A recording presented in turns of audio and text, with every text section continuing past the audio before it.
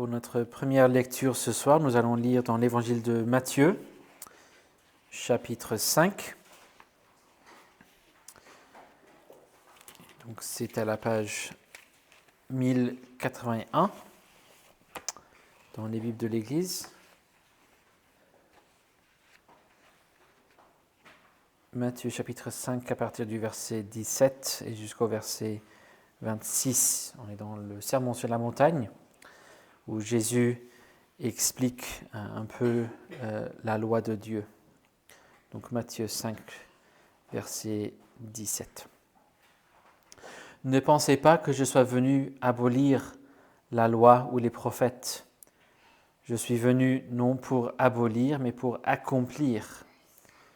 En vérité, je vous le dis, jusqu'à ce que le ciel et la terre passent, pas un seul iota, pas un seul trait de lettre de la loi ne passera, jusqu'à ce que tout soit arrivé. Celui donc qui violera l'un de ces plus petits commandements et qui enseignera aux hommes à faire de même, sera appelé le plus petit dans le royaume des cieux. Mais celui qui les mettra en pratique et les enseignera, celui-là sera appelé grand dans le royaume des cieux. Car je vous le dis, si votre justice n'est pas supérieure à celle des scribes et des pharisiens, vous n'entrerez point dans le royaume des cieux. Vous avez entendu qu'il a été dit aux anciens, « Tu ne commettras pas de meurtre. Celui qui commet un meurtre sera passible du jugement. Mais moi je vous dis, quiconque se met en colère contre son frère sera passible du jugement.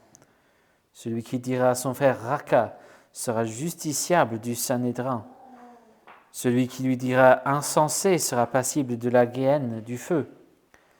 Si donc tu présentes ton offrande à l'autel, et que là tu te souviennes que ton frère a quelque chose contre toi, laisse là ton offrande devant l'autel, et va d'abord te réconcilier avec ton frère. Puis viens présenter ton offrande. Arrange-toi promptement avec ton adversaire, pendant que tu es encore en chemin avec lui, de peur que l'adversaire ne te livre au juge, le juge aux gardes, et que tu ne sois mis en prison. En vérité, je te le dis, tu ne sortiras point de là, que tu n'aies payé jusqu'au dernier centime. Jusqu'ici, la lecture de la parole de Dieu. Avant de nous mettre à l'écoute de la parole de Dieu, nous voulons le prier encore une fois. Prions. Notre Père, nous te remercions pour ta loi parfaite. En lisant cette loi, nous reconnaissons que nous avons ici une sorte de présentation de Jésus-Christ. Nous avons une image du caractère, du cœur de Jésus. Et en contemplant cette image de Jésus que nous avons dans ta loi, nous voulons te prier que ton esprit soit à l'œuvre en nous pour nous aider à ressembler Jésus de plus en plus. Transforme-nous de gloire en gloire, sanctifie-nous par la vérité. Ta parole est la vérité. Et nous le prions au nom de Jésus-Christ. Amen. Nous allons lire un verset très très court ce soir. On arrive au 6e commandement et là les commandements sont assez courts. C'est à la page 88, Exode 20, verset 13. Vous connaissez probablement le verset par cœur, même si vous n'avez lu qu'une seule fois, c'est assez facile à apprendre. Donc voici la parole de Dieu. Tu ne commettras pas de meurtre. Voici la parole de notre Dieu. Tu ne commettras pas de meurtre. Quand on donne des instructions aux gens, on peut les présenter différemment selon la situation et surtout selon la personne. Surtout en fonction de nos attentes vis-à-vis de la personne. Si on pense à une famille qui va rendre visite à quelqu'un, il pourrait y avoir un enfant qui n'a pas vraiment besoin d'instruction avant d'y aller. Un autre peut-être auquel il suffit de dire qu'on va se comporter avec respect. Et pour d'autres encore, il faudrait peut-être une liste détaillée de choses à faire et à ne pas faire. On ne va pas courir, on ne va pas crier, on ne va pas frapper, on ne va pas toucher ceci et cela, on ne va pas voler, quoi que ce soit. Tout dépend des attentes qu'on peut avoir par rapport à chaque individu. Et quand on lit les 10 commandements, on voit une affirmation de ce que l'on apprend ailleurs concernant le peuple d'Israël à ce stade-là. C'est le peuple de Dieu en une phase assez jeune, immature. C'est un peuple à la nuque raide. Ils avaient des cœurs assez durs, immatures. Et on voit que la loi est donc exprimée d'une façon détaillée qui se concentre sur les choses qu'il faut surtout ne pas faire. Et quand on lit le sermon sur la montagne de Jésus, comme on a fait tout à l'heure, on voit que le Seigneur avait raison de le dire comme ça, dans Exode 20, mais que le peuple était assez immature dans la compréhension des choses, même à l'époque du ministère terrestre de Jésus. Même là, il y avait une lecture assez immature de la loi. Et pourtant, il y avait aussi plein de règles supplémentaires qu'il fallait suivre. Mais très clairement, il pensait que pour obéir à ce commandement, il suffisait tout simplement d'éviter de tuer une personne.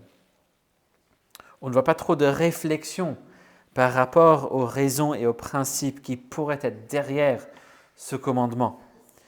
C'est pour ça que Jésus parle dans le sermon en termes de ce qui a été dit plutôt que ce qui a été écrit, ce qui a été dit aux anciens. On sait tous ce qui est écrit, mais tout ce que l'on a dit par rapport à ce commandement, c'est pas grand-chose de plus. C'est juste, il ne faut pas tuer quelqu'un. Il n'y avait pas plus de méditation, pas plus d'application. C'est clairement un raisonnement assez immature qui entend ce commandement « tu ne commettras pas de meurtre » et qui en déduit qu'il n'y a aucun souci pour détester quelqu'un, pour insulter quelqu'un, tant que l'on n'a pas tué. Mais une réflexion plus mûre, qui cherche l'esprit de la loi, derrière la lettre de la loi, va méditer la loi en plus de profondeur. J'ai mentionné une autre fois que les catéchismes de Westminster, pour chaque commandement, prennent le temps de voir ce qui est requis par chaque commandement et ce qui est interdit par chaque commandement. Et en fait, dans le grand catéchisme de Westminster, à la question 99, on a une liste de 8 principes d'interprétation pour bien comprendre la loi.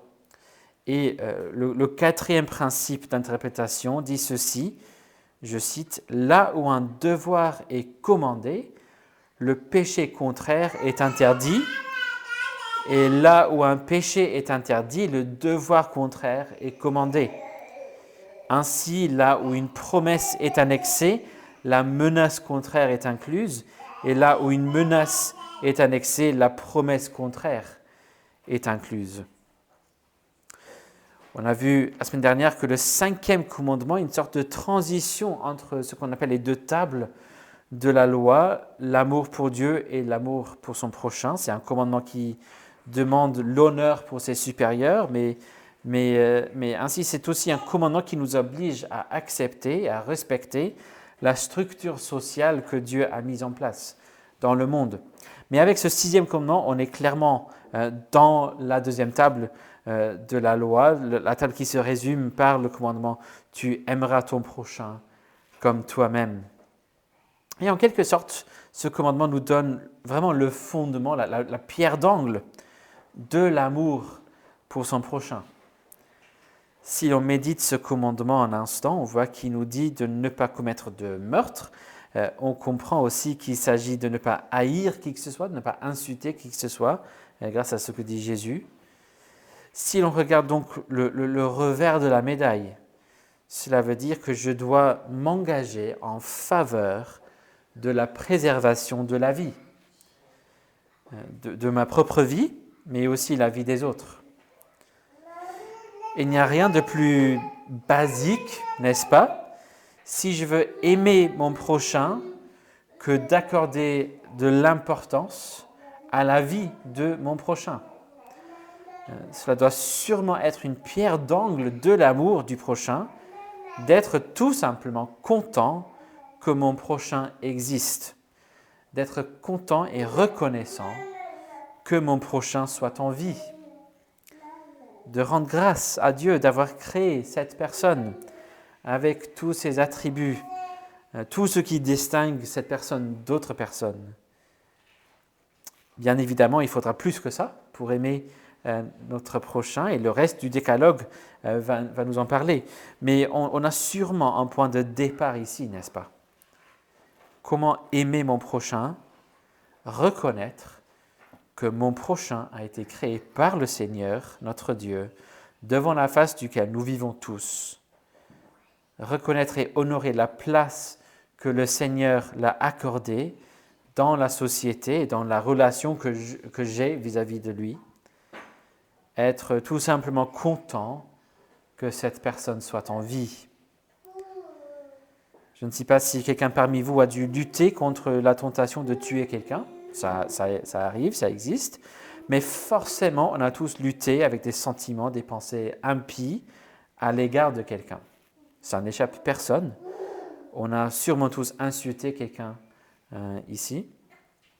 Un très bon conseil que j'ai entendu quand j'étais ado et dont je me souviens toujours, c'est que si jamais on se trouve en conflit avec quelqu'un, si jamais on a la tentation d'haïr quelqu'un, si on a une dispute avec quelqu'un, la première chose à faire, c'est de prier pour la personne.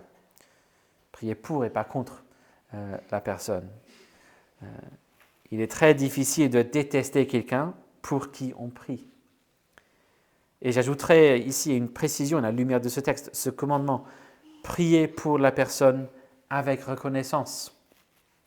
Remerciez le Seigneur pour la vie de cette personne.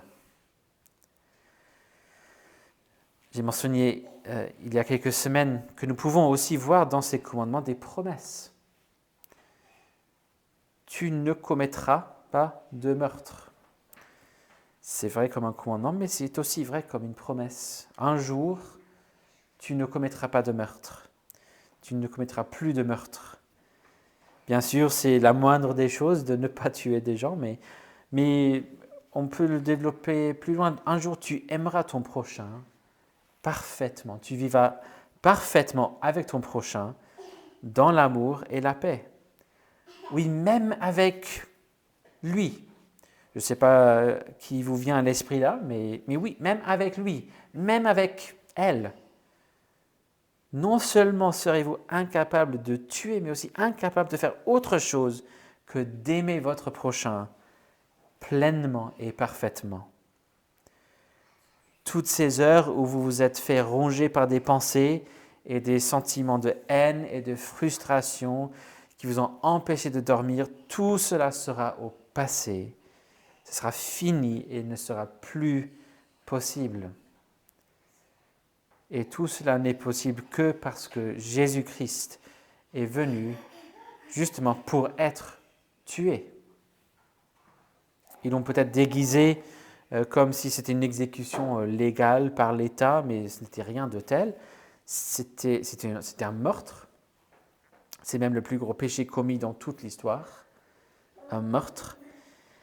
Et bien sûr, dans différents contextes, la question s'est posée, qui a tué Jésus ?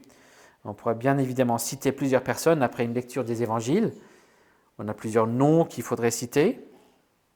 Mais il faut reconnaître principalement que c'était nous. C'était moi. C'est moi qui ai tué Jésus. Mais je dois reconnaître et accepter aussi que tout cela était le plan de Dieu. Tout cela était la raison de sa venue. Il voulait subir tout cela pour moi, pour nous. Alors, est-ce que vous placez votre confiance, votre foi en lui ? Sinon, tout ce qui vous attend, c'est une éternité, oui, de culpabilité, de condamnation, mais aussi de haine. Vous serez rempli de haine pour toute éternité, tout en souffrant la pénalité de votre haine. Vous ne pourrez que continuer dans la haine. alors que la vie et l'amour vous sont proposés ici pour toute éternité en Jésus-Christ. Alors je vous exhorte, je vous supplie, venez accepter ce don d'amour et de vie en Jésus-Christ. Prions. Merci notre Père pour Jésus-Christ. Merci parce que tu as pu transformer le plus gros péché jamais commis, le meurtre de notre Seigneur Jésus-Christ, en quelque chose de bien. Merci pour tout ce que la mort de Jésus représente pour nous. Merci pour tout ce qu'il a accompli pour nous. Et merci Seigneur pour ce privilège, cette possibilité de pouvoir être unis à Jésus-Christ et sauvés par sa mort et sa résurrection. Donne-nous la foi pour nous confier à lui et donne-nous de croire cette promesse qui nous attend, un monde de perfection, d'amour, de paix. Donne-nous de croire ces promesses surtout vis-à-vis des personnes que nous trouvons parfois difficiles. Donne-nous de croire ces promesses et de nous préparer pour cette réalité dans notre façon de voir ces gens que nous trouvons difficiles. Donne-nous de préparer la réalité de l'amour et la paix que nous allons vivre et donne-nous de chercher à vivre ça même maintenant. Donne-nous de pardonner, donne-nous de demander pardon, donne-nous d'aimer les uns les autres, surtout là où c'est difficile, surtout là où les personnalités sont différentes, surtout là où il y a eu offense. Donne-nous de faire preuve et d'être des témoins de ton amour. Et nous prions que le monde qui nous entoure puisse nous regarder et se demander mais d'où vient cet amour pour que tu sois glorifié parmi nous et en beaucoup plus de personnes par leur foi en Jésus-Christ. Et nous prions ces choses au nom puissant de Jésus-Christ. Amen.